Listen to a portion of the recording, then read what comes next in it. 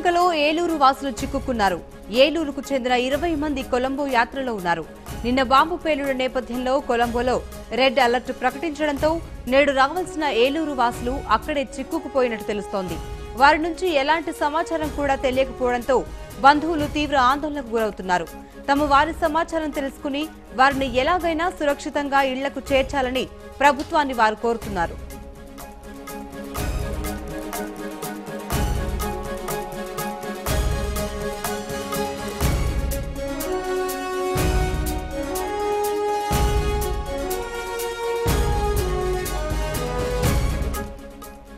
శ్రీలంకలో ఉగ్రవాదుల వేట కొనసాగుతోంది. ఐసిస్ సహా పలు ఉగ్రవాద సంస్థల సానుభూతి పరులను గుర్తించి అదుపులోకి తీసుకుంటున్నారు. ఇప్పటి వరకు 13 మందిని అదుపులోకి తీసుకున్నట్లు శ్రీలంక ప్రభుత్వం ప్రకటించింది. వరుస పేలుళ్లతో వణుకుతున్న కొలంబోలో ఓ బాంబును గుర్తించారు. కొలంబో ఎయిర్పోర్టు సమీపంలో పైప్ బాంబును అధికారులు నిర్వీర్యం చేశారు.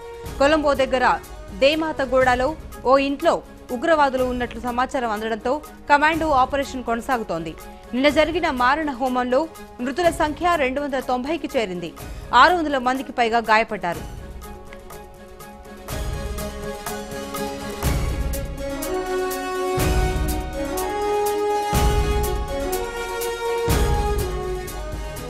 శ్రీలంకలో చర్చీలు, హోటళ్లలో పేలుళ్లతో మారణ హోమం సృష్టించిన ఉగ్రవాదులు భారత రాయబార కార్యాలయాన్ని లక్ష్యంగా పెట్టుకున్నట్టు తెలుస్తోంది.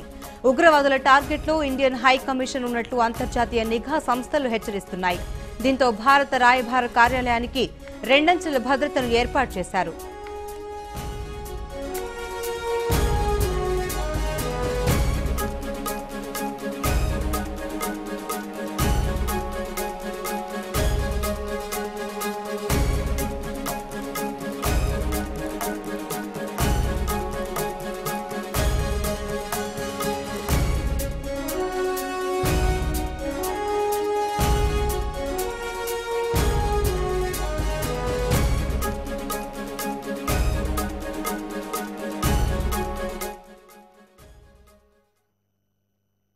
ఇండియాకు చేరుకున్న తర్వాత ఒక 10 అక్కడ ఎయిర్పోర్ట్ లో ఉండగానే మా ఫ్రెండ్స్ బంధువులు ఫోన్ చేసి కొలంబోలో జరిగిన విషయాలు చెప్తే మేము చాలా దిగ్భ్రాంతికి గురైనాము.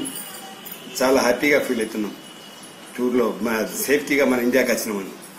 కొలంబోలో షాపింగ్ చేశాము 2 days. చేసి బాంబు బ్లాస్టింగ్ అయిన ప్లేసుల నుండి 2 సార్లు అటు ఇటు తిరిగాము. తిరిగి హోటల్కి పోయి బస చేసినాము. 7 o'clock ఫ్లైట్ ఉంది. ఫ్లైట్ 9 o'clock ఇండియాకు వచ్చాము.